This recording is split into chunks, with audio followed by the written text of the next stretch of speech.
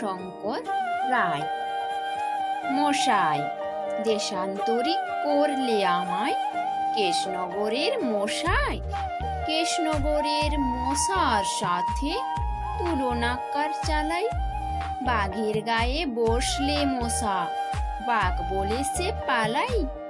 জাপানিরা ভাগলো কেন, খবরটা কি রাখেন? কেশনগরের মশার মামা ইম্ফলেতে থাকেন।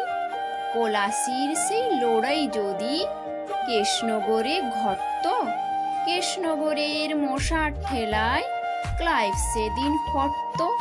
মশাই, দেশান্তরী করলে আমায় কেশনগরের মশাই।